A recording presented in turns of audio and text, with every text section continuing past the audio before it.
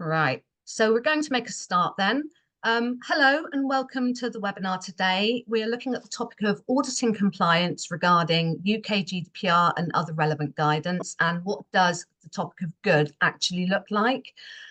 Just so you know, the webinar is being recorded, so if you miss anything, you will have the opportunity to catch up on it later, and that by staying in the webinar, you are consenting to the recording. The webinar will last approximately 1 hour. The use of the chat function, if you can use the chat function, sorry, for comments and general conversation, that would be brilliant. But if you have any questions that you want specifically answered in the Q&A session, could you use the Q&A function at the bottom of the Zoom screen? That would be brilliant. After the webinar, we would really appreciate it if you could complete the survey, as we do like to receive your feedback, and it really helps us determine what topics and areas you'd like covered in the future. So to start with, I'm just going to introduce myself. My name's Kristal, Kristal Rocks. I'm a data privacy consultant with the Data Privacy Advisory Service, DPAS. We're a Southwest-based company, and I'm part of a wider consultancy team that offers services internationally on all matters related to data privacy. And we also include training and handling data subject access requests and supporting with legal contracts. And DPAS are the company that are currently hosting the webinar today. A little bit about me. I've worked across a wide range of sectors in the Southwest, including with companies and organisations like the police and probation, Live Well Southwest and the NHS. But primarily I've worked within the charity sector and be supporting people with multiple disadvantages, including substance misuse, domestic abuse, mental health offenders and the homeless. I would now like to introduce you to Ro, who has collaborated with DPAS today on this webinar and is joint hosting with me. Over to you, Ro. Thanks very much, Kristal. Hi, everybody. I am Rowenna Fielding, aka Miss IG Geek. I've been a professional data protection nerd for more than a decade now. Bunch of different roles. I've been in-house at as information governance and data protection manager at national health-related charities. I've also been a consultant, mainly in the third sector, and then since I went freelance, branching out into more hard-headed areas of practice, not quite so ethics-driven necessarily. As you can see there on my little badge, I'm also a certified data ethics professional. I've done with a course with the Open Data Institute, and I teach the data ethics course, which is offered by DPAS, which is a one-day course learning how to think about data ethics, how to tackle, manage, and be assured of the ethics that your organization is putting to use when working with data, not just personal data. But today we're going to be talking about metrics and measures. What does good look like? Now, obviously, the driver for a lot of organizations to get to grips with data protection is compliance. The thing about compliance is the GDPR sets out what compliance looks like. And we're just going to take a couple of minutes to read out what the GDPR actually says.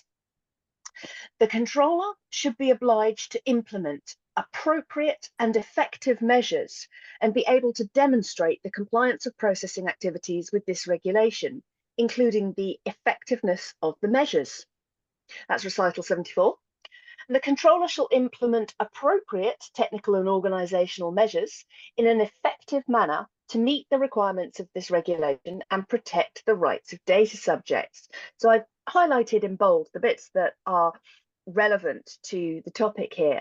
The topic here is, how do you know that what you're doing is what you need to be doing? And how do you know that it's achieving what you need to be achieving? Some of the things that people get frustrated with the GDPR about is that it isn't a prescriptive step-by-step instruction checklist for how to comply. There's a lot of language like appropriate, effective, evidence, risk, assess, which are quite subjective. the organization has to decide for itself what that looks like.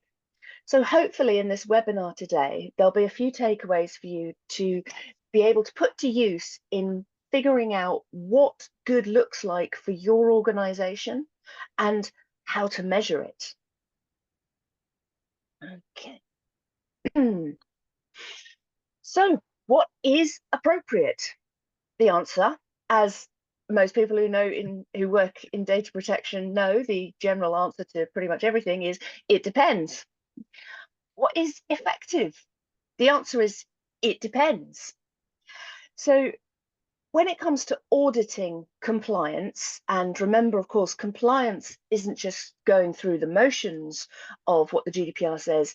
Compliance is meeting the requirements of those statements I just showed you, appropriate, protecting data subjects' rights. That's all their rights, not just their data protection rights. So, Kristal, as an auditor, what do you think an auditor might look for to figure out whether or not an organisation has tackled the question of what's appropriate and how they are effective? It really varies, and as you've already highlighted, it's really, really subjective. It's quite a hard thing to nail down to quite a logical step to take. So, but the things as an auditor that I would look at are things like compliance with regulatory standards. So I would check to see that the organisation complies with all the relevant regulations like the UK GDPR, Data Protection Act, or the industry-specific standards. I would want to look at things like documentation and records. So I will see if there's a well-maintained record of processing activity, a ROPA, whether there are completed and adequate data protection impact assessments, and up-to-date privacy and policies and procedures. I would also want to look at things like their risk-based approach, so things like DPIAs and risk assessments. I would want to see evidence that the organisation conducts these and that the findings from these assessments are then used in future meetings to guide and implement security measures going forward. Other things, one of the key areas that I like to focus on are staff training and awareness. What I've discovered is that it's all well and good having all the policies and procedures in place, but if they're not adequately understood and you can't evidence that, that staff have a good understanding around the policies and procedures, they kind of fall on deaf ears.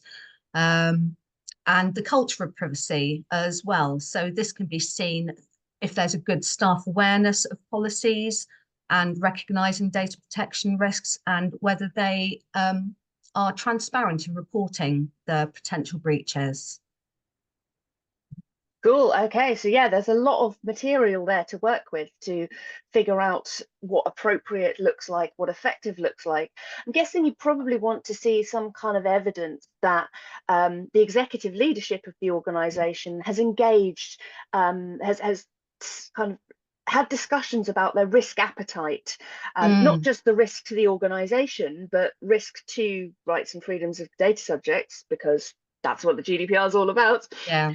You'd want to see that they had some kind of discussion about perhaps, maybe not setting the red lines out from the start, but setting up some kind of pathway for escalating to for them to decide, in a particular issue, particular circumstance, is this appropriate? Can we do this? Because as we know, if those decisions get left to the last minute and pushed down to the front line, the answer is always, yes, we're glad to do it, go ahead.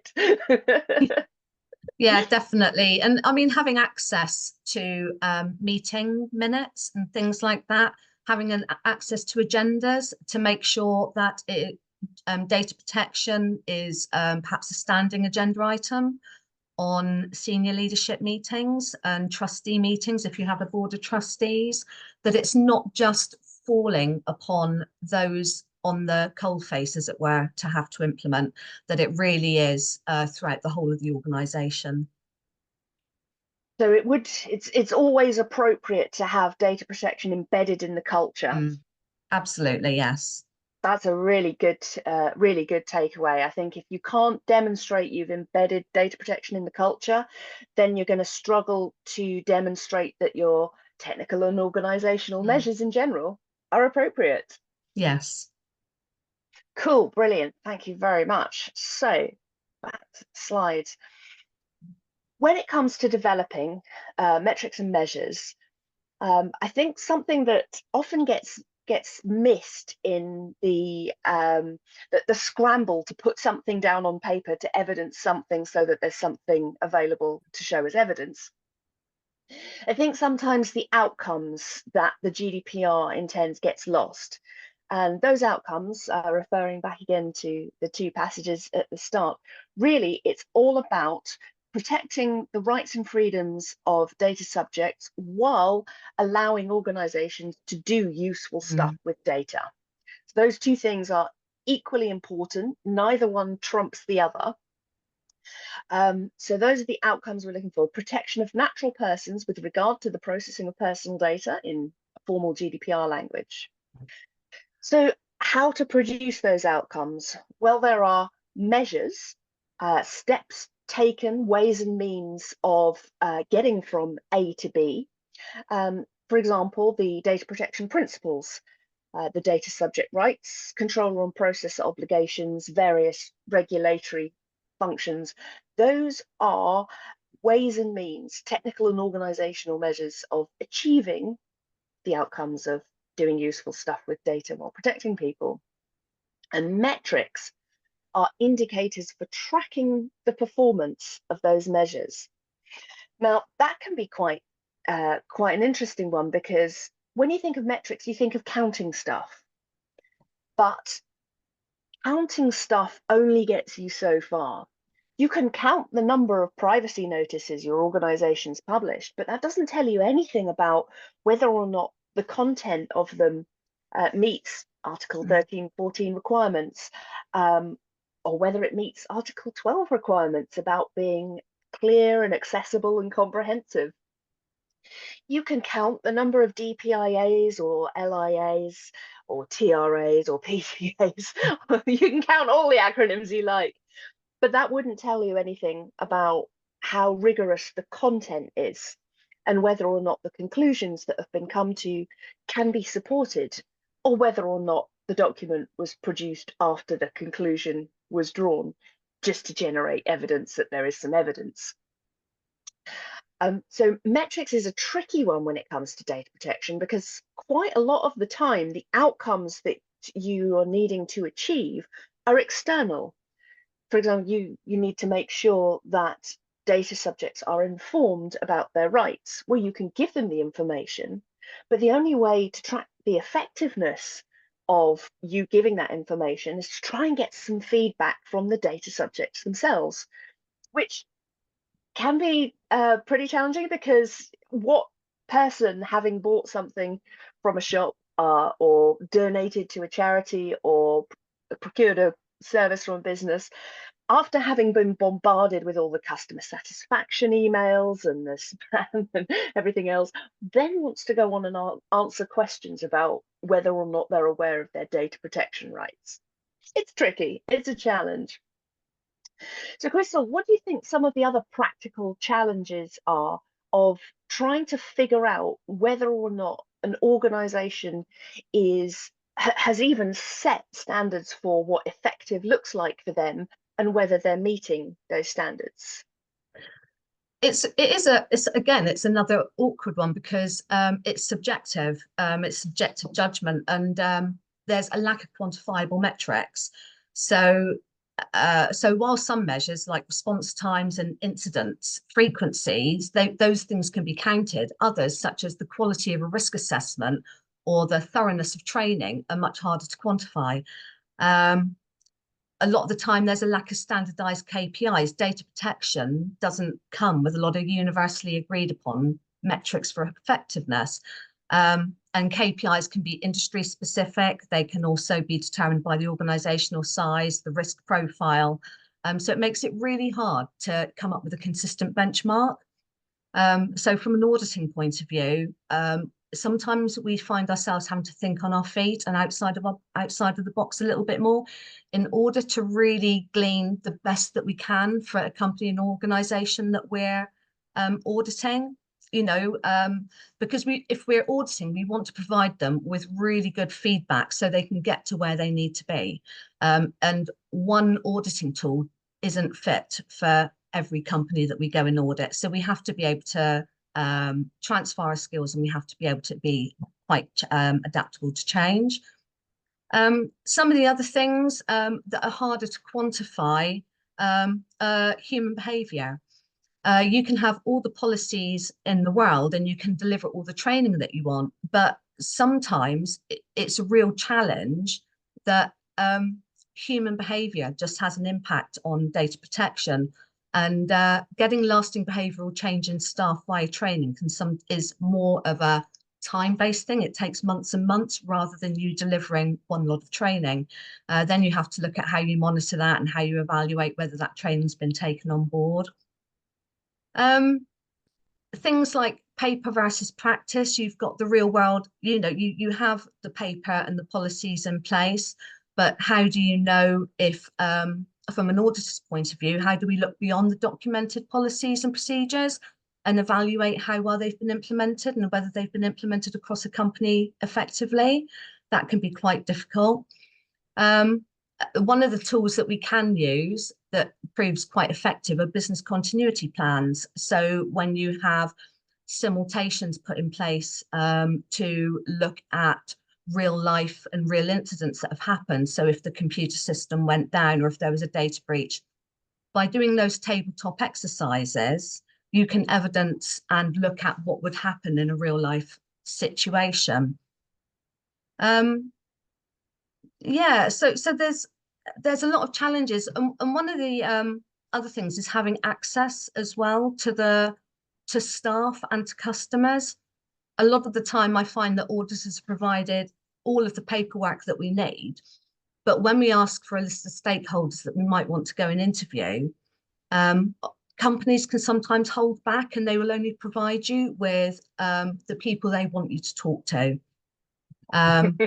Which doesn't always provide you with the best view of a company. And then, some of the practical challenges as well are time constraints. We're normally given quite a short space of time to be able to go and audit a company, and resources. We might only be able to, it's all that sort of thing, really. It can be quite, that there are quite a few challenges there of a practical nature that have in some ways nothing to do with data privacy and data protection. Yeah, it's a big, tricky job. So you mentioned the kind of degrees of implementation. So the model I tend to use is that the first level of maturity is kind of gap analysis. Do we have a piece of paper with data protection policy written at the top? Then the second one is implementation. So, does this say something? Has it been put out there? And then you've got adherence, as you mentioned. Are people doing the thing that that they're supposed to do? And then on top of that, you've got effectiveness, and is the thing that everybody's supposed to be doing actually the right thing to be doing for this organization at this time? Is it working? And I think it's quite unusual for many organizations to have got to a point of being able to evaluate the maturity of their effectiveness, because quite a lot of organizations, even after 10 years after the GDPR, are still at the gap analysis and implementation stage. So if your organization is at the gap analysis and implementation stage, now is a good time to think about why you're producing metrics to track the performance of your measures. What is it you're trying to achieve? Are you simply trying to demonstrate that you've got something in order to demonstrate something? So is it cosmetic box ticking you're after? Are you quietly confident that no one's ever going to look any further and it's all low risk anyway? In which case, you can pretty much download a template pack of generic documents, copy paste your organization's name in, stick them in a file somewhere and call it done. However, if you want to be practical, you want to foresee and prevent problems, both for the organization and for the data subject. You want to track the alignment of your data protection program with your organization's strategy. Then you might want to take a bit more of a rigorous approach to figuring out what effective should look like.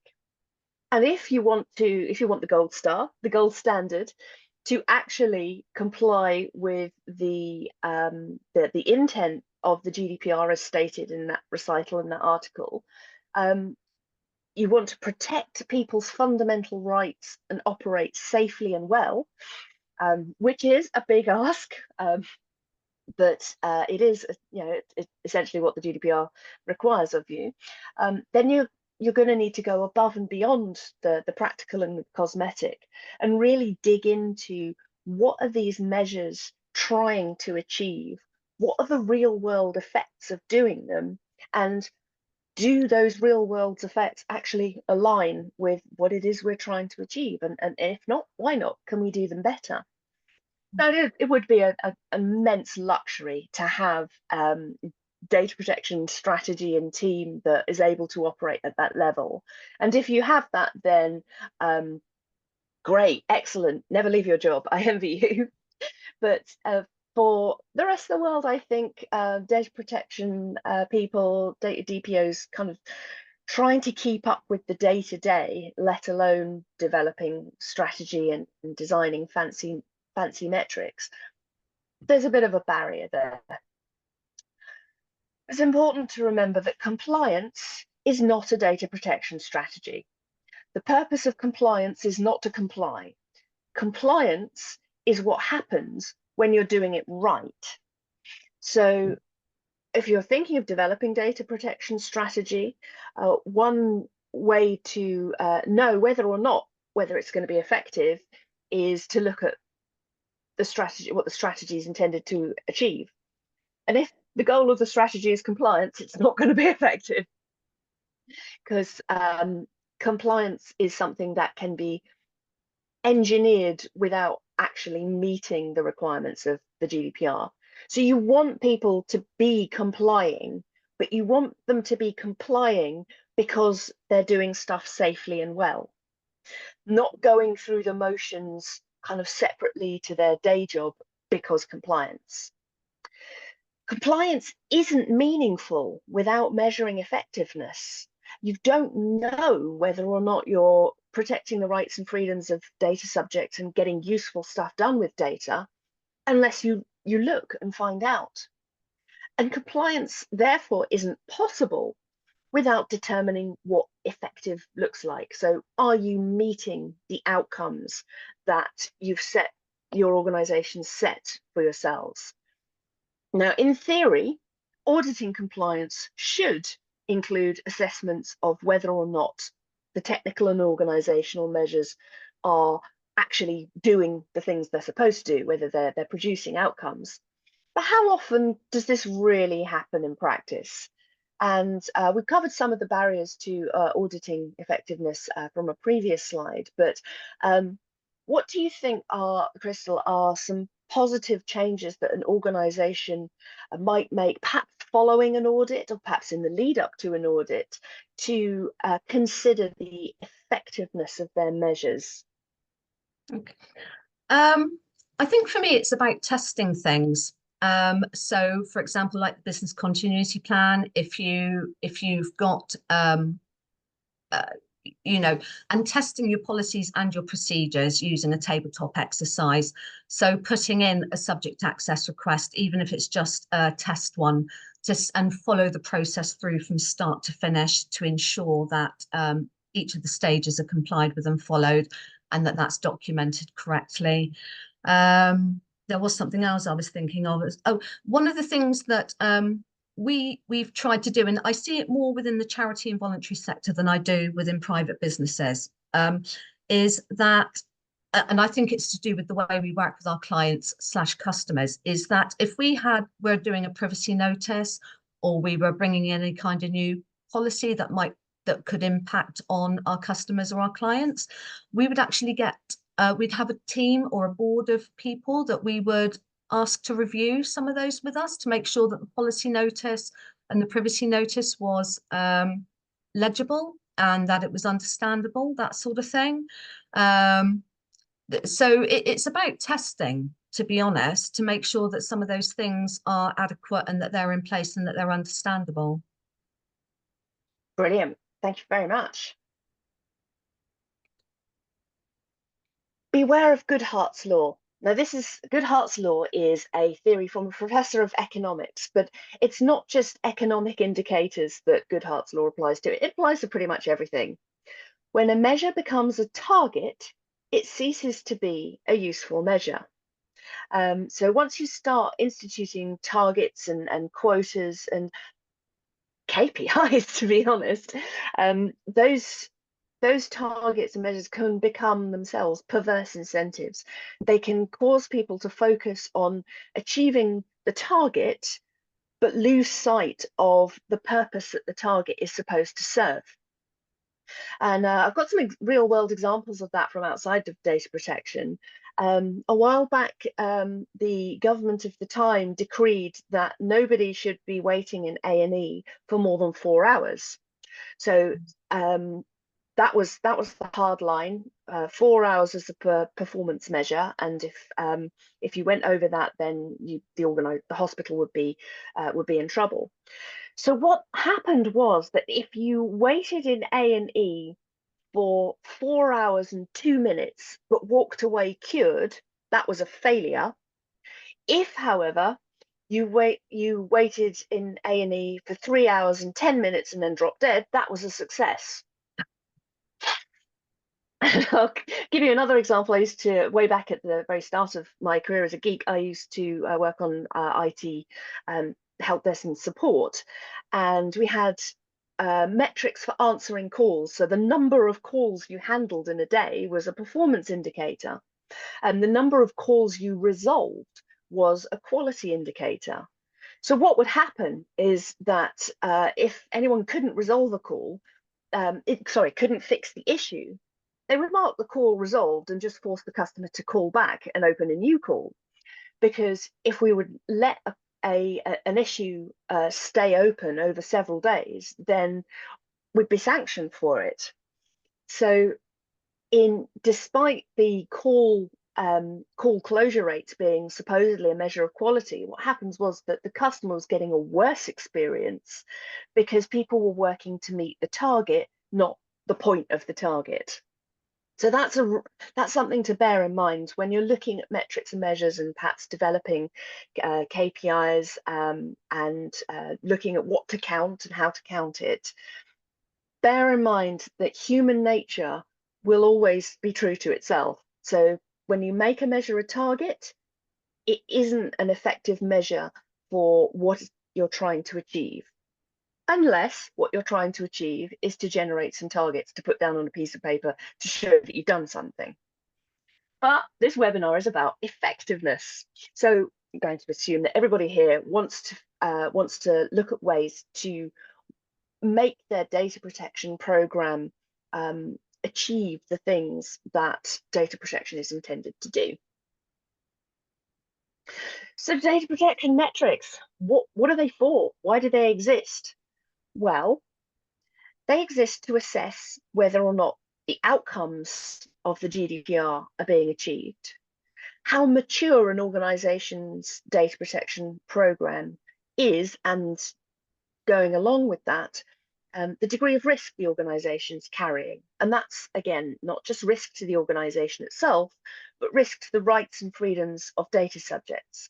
An organization can accept a degree of risk to itself, but an organization can't accept the risk of being found out massively infringing people's rights and freedoms. The GDPR doesn't allow for an organization to go, yeah, the collateral damage, it's worth it. We'll just chuck those people on the bonfire as long as we can achieve our aims.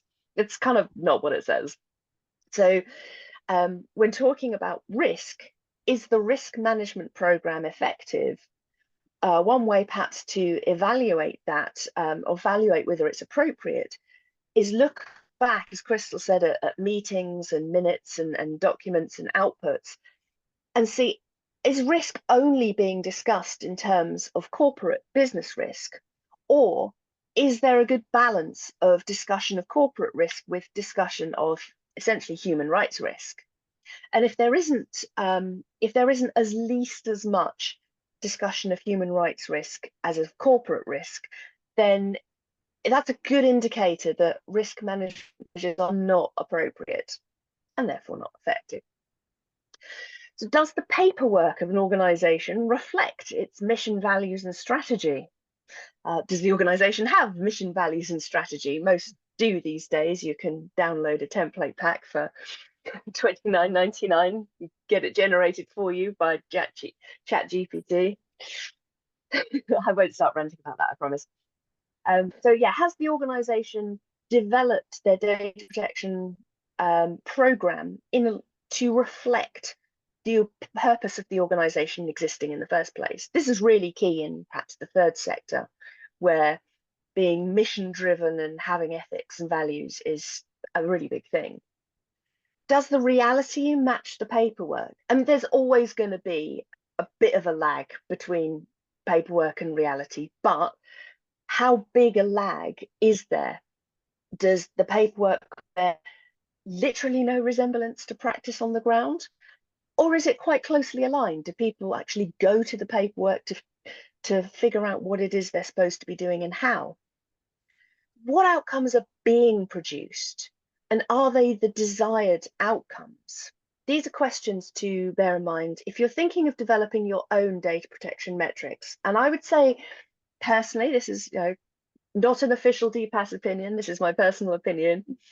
I would say that it's worth more to an organization to have a think about developing a few of its own metrics for appropriateness and effectiveness, more than to try and copy anybody else's. How many DPIAs, how many DSARs, how long does it take to answer a request, how many privacy notices are there? There's a lot of counting stuff going on out there, but I think there's quite a lot of counting stuff without really understanding why it's being counted or what those counts represent. So, Kristal, as an auditor, are these questions related to how you would approach an audit of the maturity and effectiveness of an organization's data protection program? I think you've covered on a couple of touched on a couple of them earlier on, but is there anything new there that that you think auditors and people preparing for audits might be able to take away and use?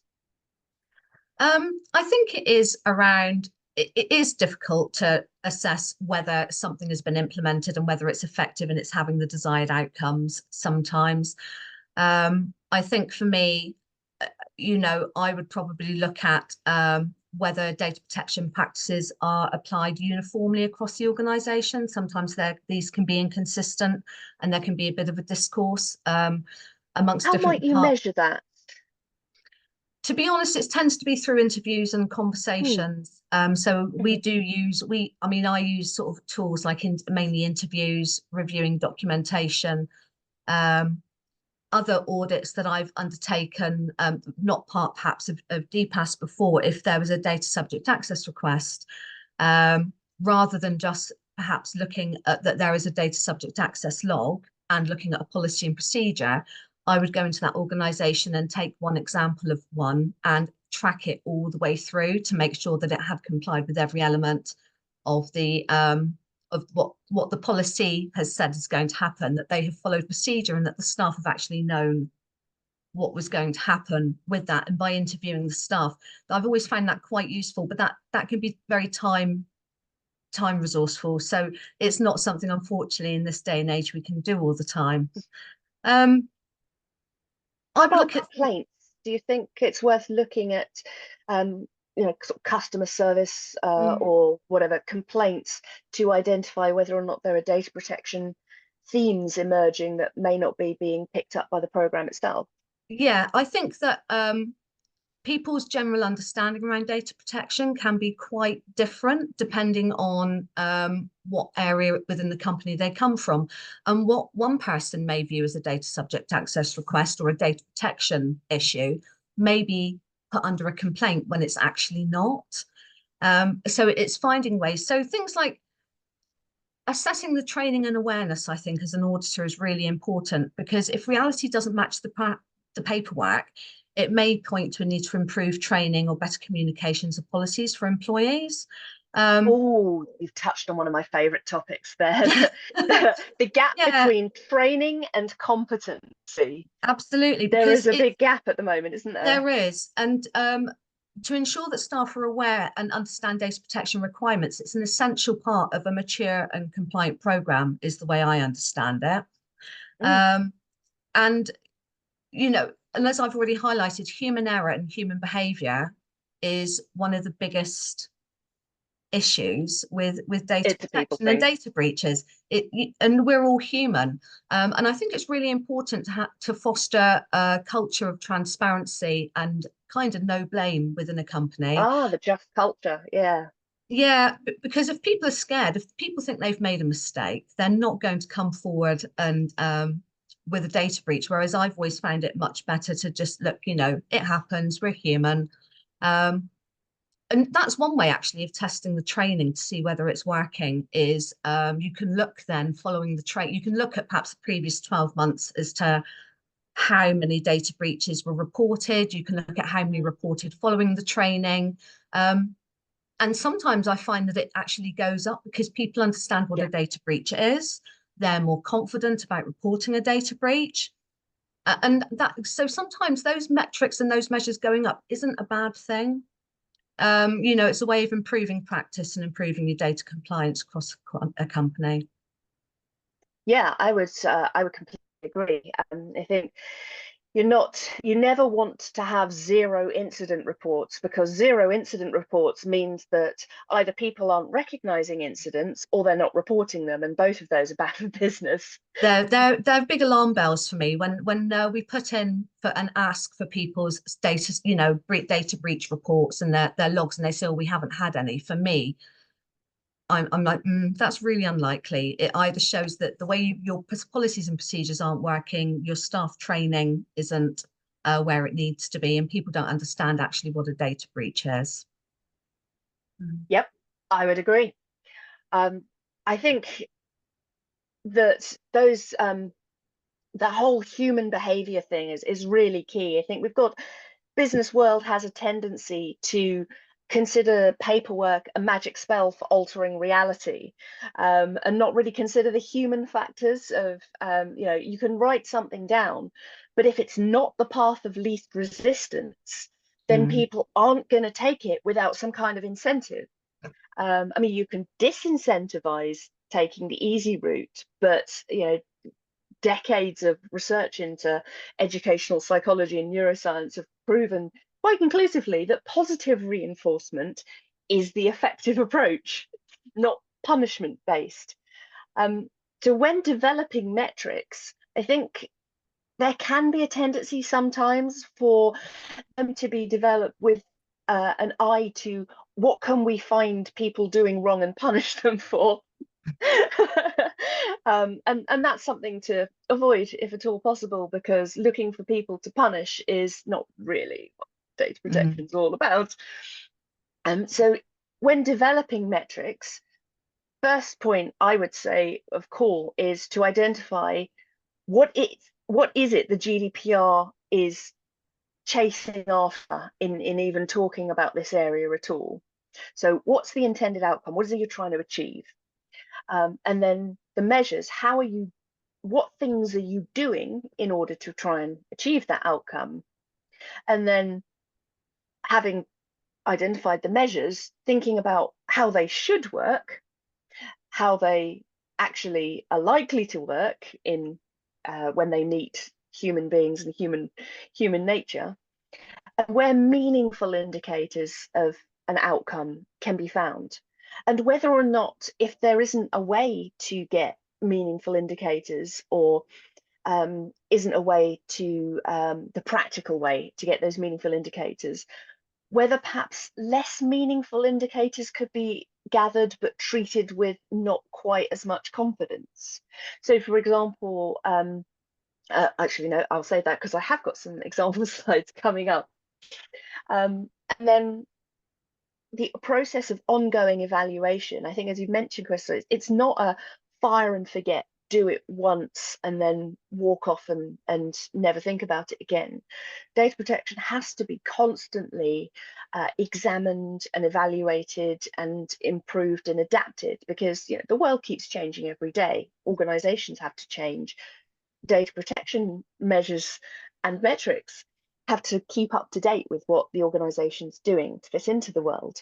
So looking at, and again, this is the top layer of maturity, the effectiveness level, that I think a lot of organizations aren't quite at yet, but seem to be approaching more. So now is probably a good time to think about how to know, or how to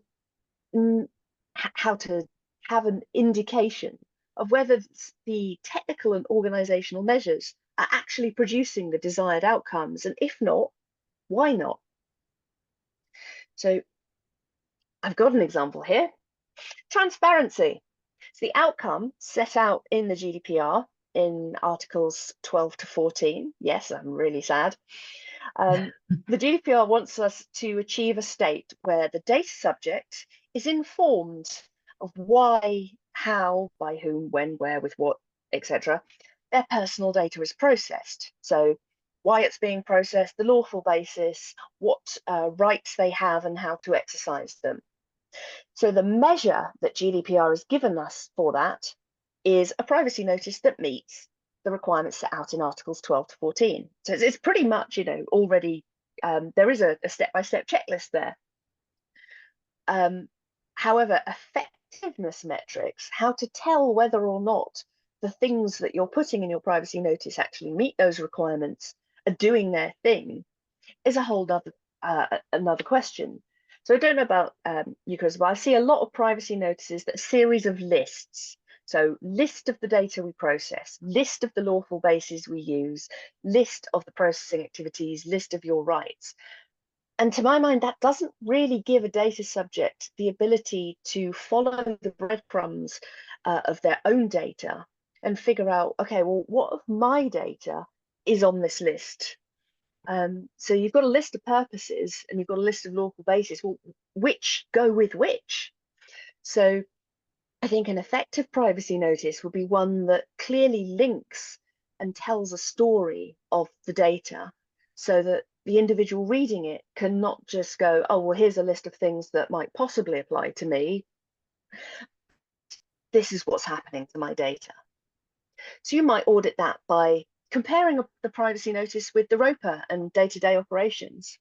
Because if there's stuff in the PN that's not in the ROPA, then your ROPA needs updating. Or the PN is making stuff, someone's making stuff up. And if they don't match day-to-day operations, well, then there's a gap in the process there. There's a gap in the measures to align transparency efforts with what's actually happening. Getting feedback from data subjects on the accessibility and clarity and confidence they have in privacy information. And that could be as simple as, when you go into public loos sometime in stations, they have those little boards with the happy face and the neutral face and the sad face. So you can, how clean is this loo? Hit a button. That same sort of thing can actually be implemented on a website. So at the bottom of a privacy notice page, you might have, how clear do you think this is? How accessible was this to you? How confident are you that that this is an honest and transparent exposition of the processing? There's lots of questions you could ask and ways to get feedback from data subjects that isn't too onerous for them. Or you could poll internally, so ask your own staff, and it would have to be anonymously, properly anonymously, or you're not going to get honest answers. How confident are you that this privacy notice is a true reflection of the processing that's happening? How confident are you that this privacy notice gives people what they need to know in order to protect their rights? Or how confident are you that anyone's going to understand what this privacy notice says? And then have a look at the results, because how people feel about stuff is probably the most robust measure of effectiveness you're going to be able to get. That's probably the closest you're going to be able to get. Another example, and interestingly, I've just seen this come up in the Q&A from the other point of view. So the GDPR says when you're engaging processes, you should only be engaging processes that support and uphold and don't poke holes in your compliance program. So the measures for making sure that happens: due diligence on suppliers, looking at the contract terms, and after the things are signed, doing checks on them to make sure they're doing what they say on their tin. Metrics for that? Well, I tend to look for red flags. When doing due diligence, I look for indicators that the potential processor is not competent, because that's easier than trying to dig into them saying they are and figure out, how much I can trust them. But if you look for red flags, things like GDPR says you have to get consent for everything, myth, or references to PII, which might indicate a cultural difference, and potentially that they're not as up to speed with the GDPR as they might need to be, or if they're blatantly abusing cookies on the front end of their website, then that's an indication that their own data protection and privacy programs are possibly not operating all that well. So metrics of red flags. I think if you've got two suppliers and one's showing 7 red flags and the other's showing 1 minor red flag, that's quite a good indication for the effectiveness of your due diligence process. As to audit, you'd look at what people are actually doing, the instructions they're given, the timeframes they're given to do it in, and the resources, are those adequate? Whether or not data processing agreements actually contain details of the processing, which is quite rare. A DPA that says processing necessary to deliver this service is not a DPA that's detailing the processing. That's just circular. And an organization's records of how often they're doing checks, who's done the checks, what checks were done. And count the numbers of risks that are just accepted, because the more risks you accept, the more risks you carry, and the more likely there is that something at somewhere is going to cause a domino effect and cause major disruption because of the knock-on effect on other risks accepted. So there's some example of measures and metrics that could be useful in figuring out how robust your processor assurance is.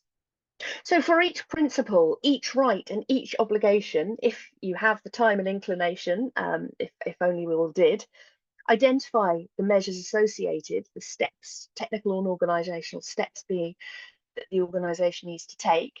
Assess, are the measures established? Do they exist on paper? Are they actually being applied in practice?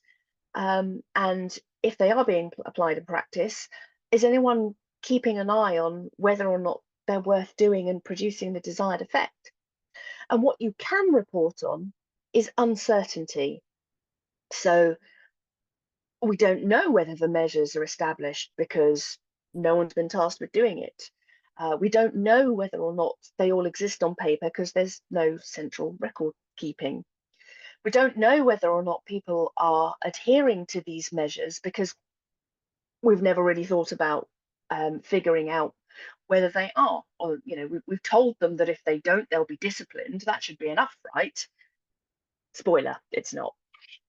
We don't know whether these are effective because, whatever reason, we don't have the time to track them. The uncertainty that you report is directly correlated to the amount of risk the organization's carrying. So, some ideas just from experience and a lot of overthinking and a lot of you should get out more type evening on how metrics and measures for outcomes. How many times are fundamental rights specified and examined in DPIA's legitimate interest assessment, transfer risk assessments, purpose compatibility assessments, yada yada. So are fundamental rights even mentioned at all outside of direct quoting from legislation or guidance? Is there any kind of enumeration, any list of fundamental rights anywhere that people are looking at, referring to when considering potential impacts?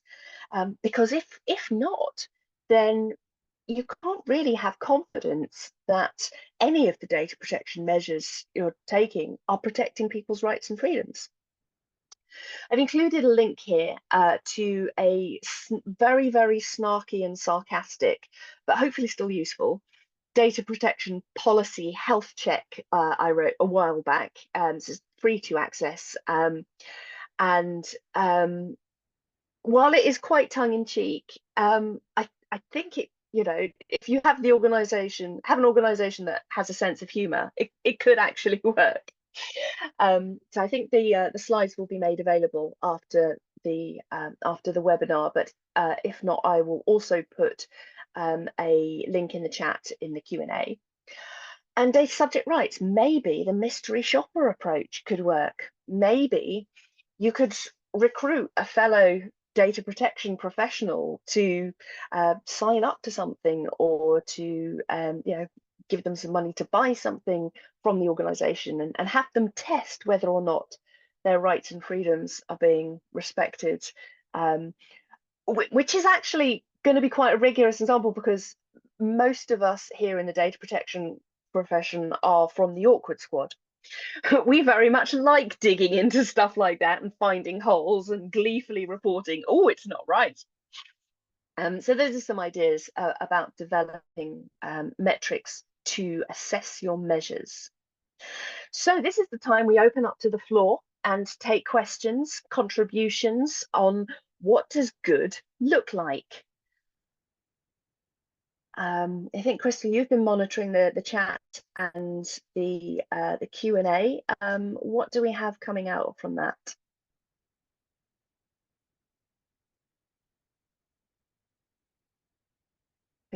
do data subjects actually read privacy notices? Well, there's a question. No, and the reason why is that they're generally formatted to be as off-putting as they possibly can be. Walls of dense legal jargon. There have been a few entertaining and engaging, like video animation based privacy notices. The ICOs produced some really good infographics for their internal privacy information stuff, you know, like when you make a complaint, when you go for a job.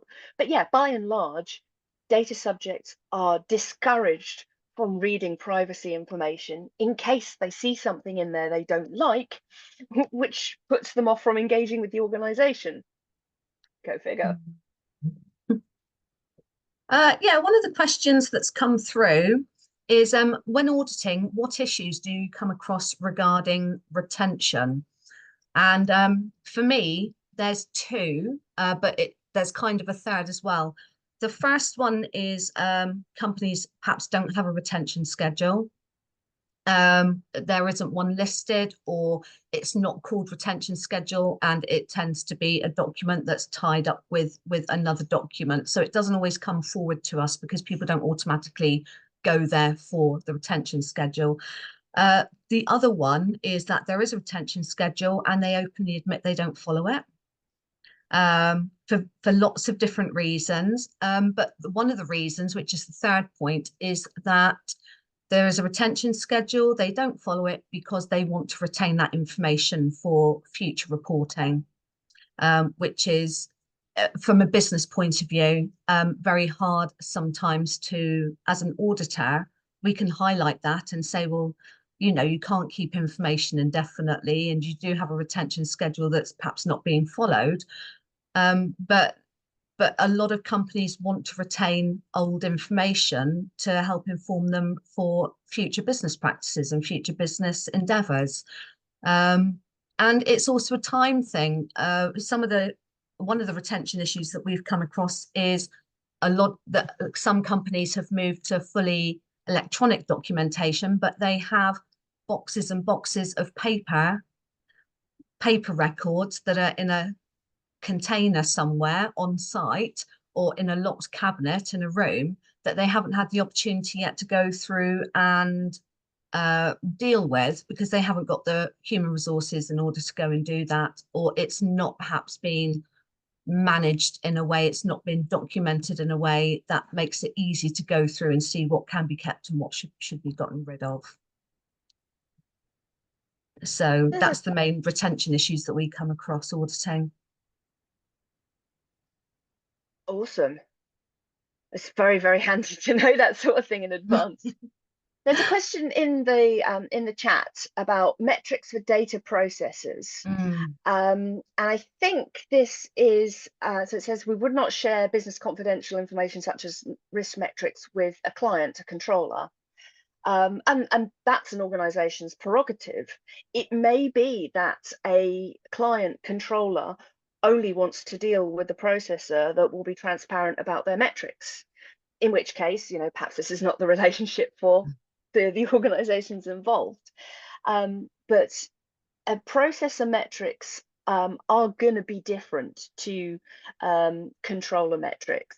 Processor metrics really are going to be about how the organization is making sure that it's staying inside the boundaries that the controller has set.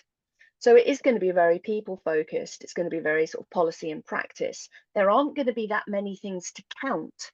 It's going to need to be more about figuring out what people are doing and why they're doing it and how they're doing it.